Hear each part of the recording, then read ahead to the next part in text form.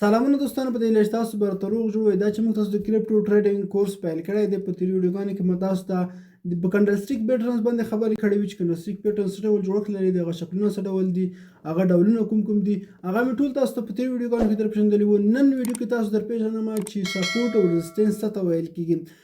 نن ورځ په سپورټ او ريزسټنس باندې خبرې کوم. دا چې سپورټ او ريزسټنس څه ته ویل کېږي، کوم ډولونه لري او څه ډول هغه رسمولی شو، دغه باندې موږ څنګه په چارټ کې ټریډ کولی شو، بای او سیل څنګه ورباندې کولی شو. نو راځم لومړی باید موږ تاسو سپورټ او ريزسټنس وپېژنو. کله چې موږ تاسو د چارټ وینو، په چارټ کې یو کوین له یوې نقطې څخه پورته حرکت کوي، یوې لوړې نقطې ته رسېږي، هغه ځای نه بېرته لاندې حرکت کوي. نو دغه اولنۍ نقطې نه چې پورته تللی او همدغه نقطې ته رسېږي، دغه ځای نه بېرته بیا لوړ حرکت کوي، هغه پورته نقطې چې رسېدلی وي همغه ځای ته رسېږي. نو دغه لاندې حد ته ویل کېږي سپورټ او لوړې نقطې ته ویل کېږي ريزسټنس ویل کېږي. پښتو کې موږ تاسو سپورټ ته ملاتړ وایو او ريزسټنس ته بیا مقاومت ویل کېږي. دغه دواړه لغتونه دي، خو موږ تاسو چې دلته په ټریډینګ کې اصطلاحات کوو باید په سپورټ او ريزسټنس باندې موږ تاسو دغه باندې زه باید تاسو در زده کړم. نو راځم د لومړی دغه سپورټ او ريزسټنس په ډولونو او شکلونو باندې خبرې کوو چې سپورټ ريزسټنس کوم ډولونه کوم شکلونه لري. سپورټ ريزسټنس چې درې حالتونه درې ډولونه لري چې یو ته مینر سپورټ ريزسټنس ویل کېږي، بل ته میجر سپورټ ريزسټنس ویل کېږي او دریم ته سایډ ویز ویل کېږي. دا مینر او میجر دي، دا ډېر استعمالېږي.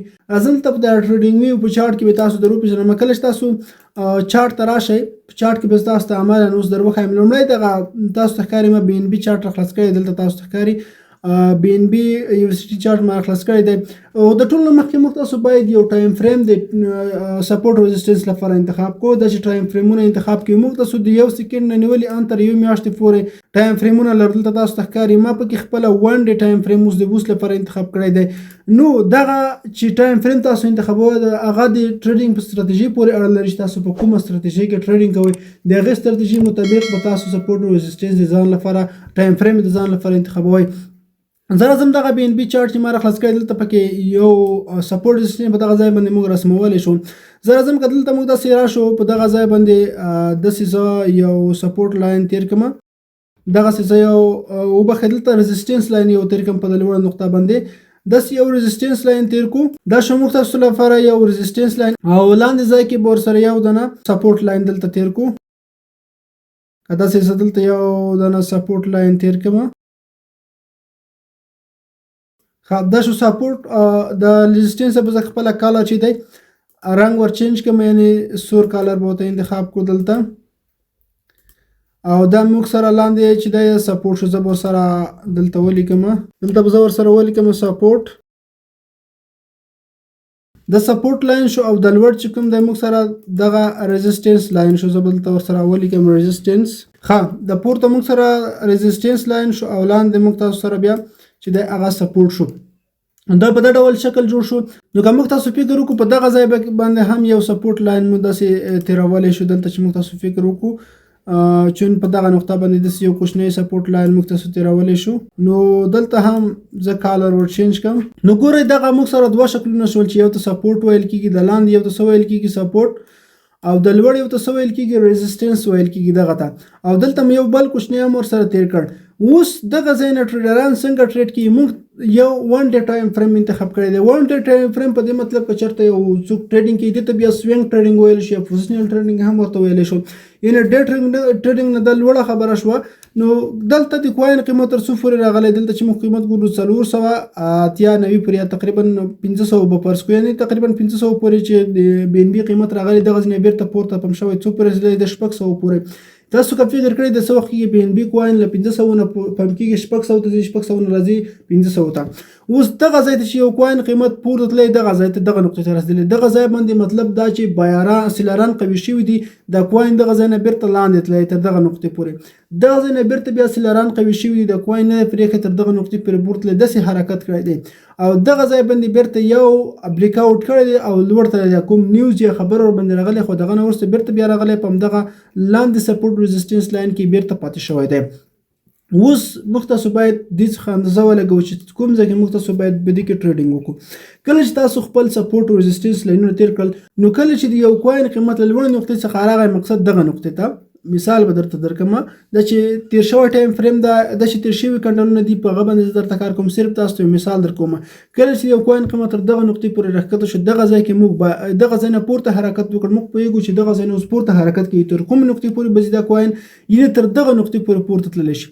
زه په دغه ځای باندې یو داسې لاین درته تېر کوم. مقصد که دغه ځای کې مو کوین پورته حرکت وکړ دا به کوم ځای ته حرکت کوي؟ دغه ځای ته. که په دغه ځای باندې کوین بیرته ودرېده دغه ځای کې نو دغه ځای نه بیرته لاندې حرکت وکړ څنګه دی بیرته بیا دی لاندې تللی شي. نو کله چې د کوین قیمت لوړ تللی تر دغه نقطې پورې رسېدلی دغه ځای شوی څنګه شوی دی لاندې قیمت تللی دی. کوین قیمت څنګه شوی دی لاندې تللی دی داسې لاندې حرکت کړی دی. تاسو ته خپله ښکاري. نو دغه ځای چې د کوین لاندې حرکت کړی دی موږ تاسو خپله پوهېږو چې دلته موږ سپورټ لاین ورته تېر شوی دی. یعنې دغه ځای ته چې کوین پورته دغه ځای باندې موږ باید سیل کړو یعنې کوین سیل کړو. دغه نقطه کې موږ بای کړی دی او دغه نقطه کې باید موږ تاسو دغه سیل کړو. او هغه نه وروسته چې موږ تاسو دلته حرکت لاندې وکړ نو بیا موږ تاسو پوهېږو چې کوین قیمت څومره حرکت کوي لاندې تللی شي ان تر دغه سپورټ لاین پورې تللی شي. خو دلته دومره لاندې نه دی تللی بلکې په دغه ځای کې یو بله نقطه جوړه کړې دی او بل سپورټ لاین ورته جوړ شوی دی تر دغه ځای پورې راښکته شوی دی. د دغه ځای نه بیرته دوهم سپورټ لاین جوړ شوی دی دومره لوړ تللی. زه به دا کلیر کړم یو وارې. که اوس چېرته دغه کوین تر دغه نقطې پورې تللی دی موږ تاسو وایو چې دغه ځای نه کوین قیمت لاندې تللی دی تر دغه ځای پورې دغه ځای نه بیرته پورته داسې حرکت کړی دی. او که دی بیرته دغه ځای باندې بیرته اوس ډاون راشي دغه ځای باندې یو ټیسټ وکړي لوړ لاړ شي دی به څومره ځي پورته حرکت کوي په دغه ځای باندې داسې دی حرکت کولی شي. اوس موږ دلته په تمه کېږو په دغه ریزسټنس لاین باندې. که چېرته ریزسټنس لاین باندې بریک آوټ وکړ یا ټیسټ یې وکړ دی لوړ ځي کوم نقطې ته به رسېږي نو دلته موږ تاسو دغه ځای کې یو بل سپورټ لاین تېرولی شي. دغه نقطه تاسو وینئ اتمن دی تر دغه نقطې پورې پورته تللی شي. دغه څو نقطه ده تقریبا 200 قیمت ته د بي ان بي قیمت رسېدلی شي. یعنې موږ لوړ نو دغه سپورټ ریزسټنس لاین چې دی دا په سپورټ لاین بدل شي. یعنې دا په سپورټ لاین بدل شي د کوین قیمت پورته حرکت وکړي. خو که دغه ځای نه بیا کوین لاندې حرکت وکړ بي ان بي کوین دغه ځای باندې لاندې حرکت وکړ بریک آوټ لاندې وشو نو دی به تر دغه خط پورې راځي. که دغه سپورټ لاین هم بریک کړ دغه ځای نه بیا لاندې تر دغه نقطې پورې راتللی شي یعنې ډاون دغه ځای پورې. خو که دی هم مات کړ نو موږ تاسو یو بل سپورټ لاین دلته لرو. کوم ځای کې لرو؟ دلته به زه تاسو ته یو څو سپورټ لاین نور هم تېر کړم. یعنې دلته موږ داسې یو سپورټ لاین تېرولی شو چې دغه ځای کې هم د کوین قیمت یو وخت دغه ځای پورې لاندې تللی دی او نور یو بل سپورټ لاین په دغه ځای کې موږ تاسو ورته تېرولی شو. دلته تاسو ته یو بل رسم کوم تر دغه نقطې پورې. او یا هم که تر دې هم دی ښکته شو ډېر ښکته شو وروستی نقطه چې ده تر دغه ځای پورې ښکته کېدلی شي. دغه مقصد څو سپورټ لاینونه موږ تېر کړل. زه به بیا هم دلته راشم. یعنې اوس تاسو ته ښکاري که چېرته د کوین قیمت پورته لاړه دغه ځای پورې دغه ځای باندې یو ټیسټ وکړ لوړ ځي تر دغه نقطې پورې دغه نقطه کراس کوي لوړ حرکت کوي. او که لاندې لاړ دغه سپورټ لاین ته راځي دغه سپورټ لاین نه بیرته که دغه بریک کړ بیا د لاندې ته راځي که دی بریک کړ تر دغه ځای پورې راتللی شي. نو موږ تاسو به څه کوو په دغه ځای کې.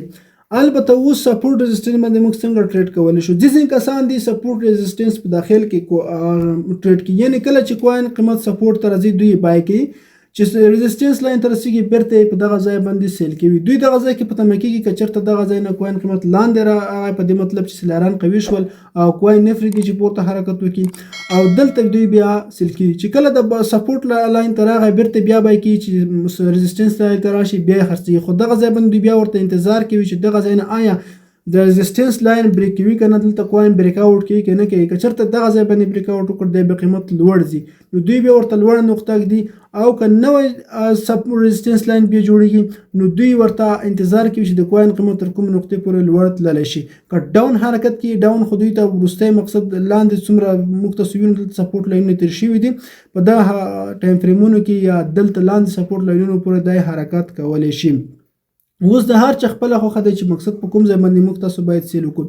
اوس د بي ان بي اوسنی قیمت څو دی؟ ګورئ بي ان بي اوسنی قیمت $620 باندې دی دغه ځای باندې. دغه ځای کې چې موږ ورته کوم ریزسټنس لاین جوړ کړی دی په دغه ځای باندې اوس ریټیسټ کړی دی تیار ریټیسټ کړی دی. که چېرته دغه لاین بریک کړ دغه ځای نه پورته حرکت وکړ نو ممکن تر لوړې دغه نقطې پورې حرکت وکړی شي. او یا هم که دغه ځای بیرته ډاون راغی تر دغه سپورټ لاین پورې راتللی شي او که دا یې مات کړ بیا تر لاندې دغه ریزسټنس بدل شي او دغه سپورټ لاین ته به دغه قیمت لاندې راشي. په دغه طریقې سره موږ تاسو دغه سپورټ او ریزسټنس لاینونه جوړولی شو. او باید په یاد ولرو سپورټ او ریزسټنس چې دی دغه څخه اوس دومره ګټه نه اخیستل کېږي، بلکې د دې پر ځای په سمارټ مني ته چې کله موږ تاسو ورسوو په سمارټ مني کې بیا د دغه څخه پر ځای د سپلای او ډیمانډ د زون څخه کار اخیستل کېږي. هلته خلک په دغه باندې چې د بای او سیل کې سپورټ سیل یا هم د انډیکاټور څخه هم ګټه اخیستل کېږي. او پاتې شو د پاتې طریقې چې کومې دي مین او میجر، دا به انشاءالله په راتلونکو ویډیوګانو کې چې کله موږ ټیکنیکل انالیسیس دلته کوو په هغه پاتې درسونو کې بیا هم تاسو در پېژنم چې هغه موږ څنګه بیا دلته جوړولی شو. مقصد یې دغه ځای نه یو کوین قیمت دی لاندې حرکت وکړ دغه ځای پورې. دغه ځای کې یو داسې سپورټ لاین جوړ کړ، زه به دلته داسې درته جوړ کړم. اوس میجر سپورټ ریزسټنس ته ویل کېږي. کله چې د یو کوین قیمت لوړ دی دغه ځای نه لاندې حرکت کوي، په دغه ځای کې داسې شکل جوړوي، بیرته بیا لاندې حرکت کوي دغسې، یعنې د لوړ نقطې څخه داسې زینې په شکل لاندې رسېږي، بیا ویل کېږي میجر سپورټ ریزسټنس. او برخلاف چې دغه ځای نه پورته حرکت کوي او دغسې شکل جوړېږي، هغه ته بیا موږ ته څه وایو؟ موږ ته هغې ته بیا میجر سپورټ ریزسټنس وایو.